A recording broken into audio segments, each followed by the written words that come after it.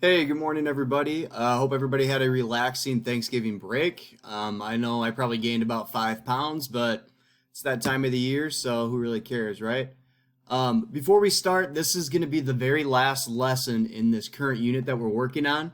This last lesson, it's extremely important that you use this reference sheet. So I put the reference sheet within the Unit 4 folder at the top, and then also the Unit 4 reference sheet is in like each current lesson. So in this lesson 6, which we're working on it today, this reference sheet has all the reasonings. Let me pull this up here.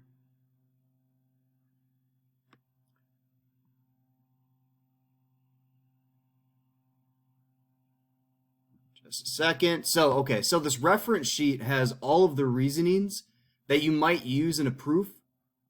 And then it also has the CPCTC thing here. So make sure that you frequent this reference sheet as you're working through the proofs if you kind of need to jog your thought process a little bit of how to complete these proofs. So the way that this works is this lesson 6, what we're doing is you can see it's only 4 slides here, so it should be pretty quick. Lesson 6 is about CPCTC, which we talked about earlier in the unit. Stands for corresponding parts of congruent triangles are also congruent. And then we're basically just going to use CPCTC to complete proofs. That's kind of what it's used for. So that's what the objective is today, is to use CPCTC to complete triangle congruence proofs. And again, make sure you're looking at that reference sheet as you need to here.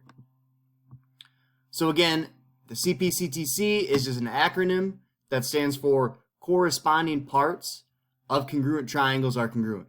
All this means to us is that when you know that 2 triangles are the same, all of their corresponding parts have to be the same as well. Meaning that if you know that these triangles are congruent, so if they say triangle WXY is congruent to triangle EFG, it has to mean that like angle W and angle E are going to have to be the same angle measure. So that would be like an A in your ASA or AAS or whatever.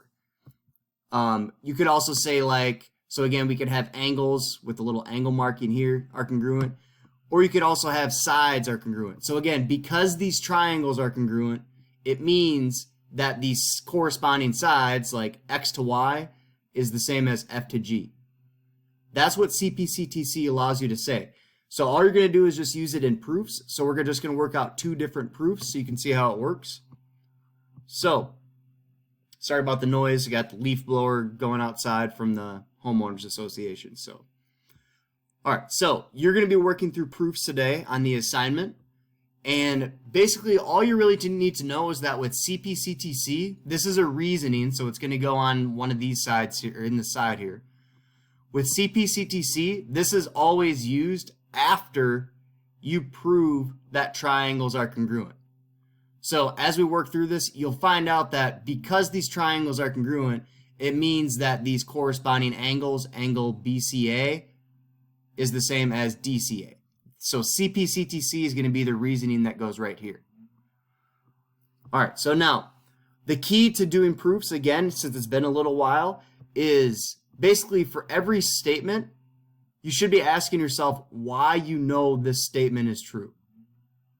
So in this case, it says AB, so the side AB, that's what this little length or this little line above here means. A to B, this side, is the same as A to D, this side. We know that because it tells us this right here. It's a given. So remember, if they tell you, like if it's given, that's what your reasoning is it's just given right away.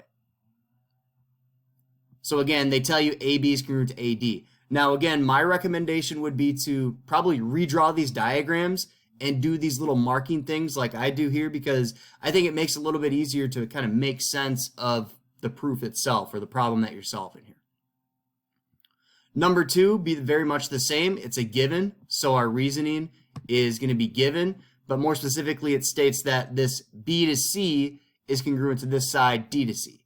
So those 2 sides are the same. And again, that's the reasoning would be given for that. So again, anything that appears in this given line, and it's repeated down here as a statement, its reasoning is always going to be given. Okay? And then we also talked about how if one thing is congruent to itself, they're saying that this side AC So this line that basically is the shared side of this triangle, because if you pull these triangles apart, this side AC is going to be the same length in both because it's a shared side. So AC is congruent to itself, AC. This is called the reflexive property. So again, you could look at the reference sheet and see what that reflexive property is here. Again, you can mark it with the 3 congruent marks. That's the reflexive property. Now, in all of these statements, basically what we've shown now is we have 1 pair of sides that are congruent, 2 pairs of sides that are congruent in both triangles, and then the shared side is the third side. So in these 2 triangles, we've shown that there are 3 pairs of congruent sides. So we know that the triangles are congruent by side, side, side congruence. Again, another helpful hint here is that whenever you're saying 2 triangles are the same, it has to be like SSS or SAS or ASA. It has to be one of those 5 congruency theorems that we use to prove triangles are congruent. And then finally, because the triangles are congruent, the corresponding parts of these congruent triangles have to be congruent. So we know that this angle BCA, this angle, and DCA, we know that these 2 angles are congruent because the triangles are congruent. If the triangles are congruent, all of the corresponding parts are congruent. So these angles are congruent. The reasoning is CPCTC. All right, and we're going to do one more proof here. Again, if these proofs are difficult, you need to go back and rewatch those videos of how to complete the proofs from the previous lessons, because I know a lot of people did not watch those videos because there wasn't many views of those. So again, if these proofs you're still struggling with, you need to go back and rewatch those videos. It's kind of on you to figure the proof stuff out because the video information is out there. You just got to put in the effort to learn how to do this. But really, it's not too bad once you get the hang of it. So here, this proof, we start off with this diagram here. It starts off, it says X is the midpoint of WY and VZ. So wherever you see that in your proof, that is a given. Oops.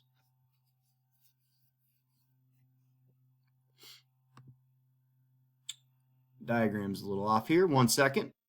All right, sorry about that. Got that fixed now. So again, starting off, it tells you that X is the midpoint of WY and VZ. That's a given statement.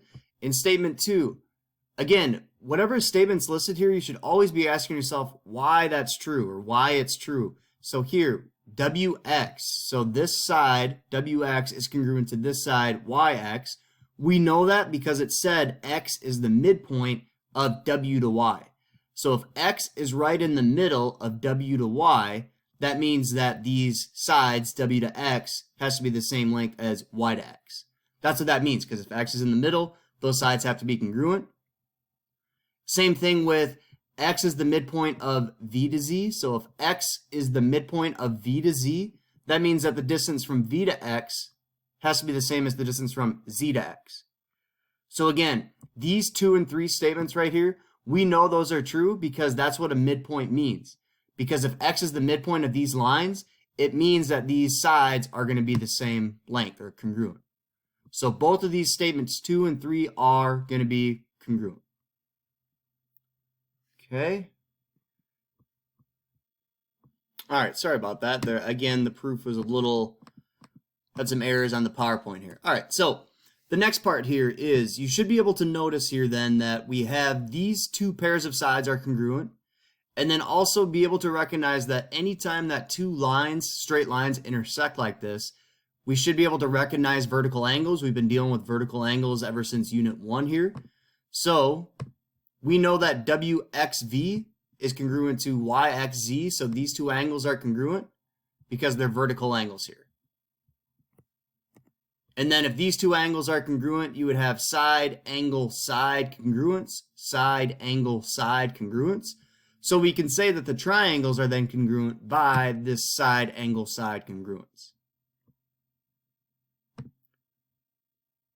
Now, again, whenever you can say that 2 triangles are congruent, you can say that all of the corresponding pieces also have to be congruent because that is what CPCTC is used for. So we know that because these triangles are congruent, these corresponding angles here also have to be congruent. So this is going to be CPCTC tells you that these two angles are congruent here. All right, so those two proofs hopefully should be enough to show you kind of how CPCTC is used. But again, we've done proofs in the previous lessons, so if these proofs are still difficult, you need to go back and watch those videos because, again, the proofs are kind of explained earlier in the unit here. You just need to go back and rewatch those. Make sure you complete the Lesson 6 assignment. If you have questions, let me know. If you want to set up a Zoom meeting, just send me a message on Schoology. Thanks.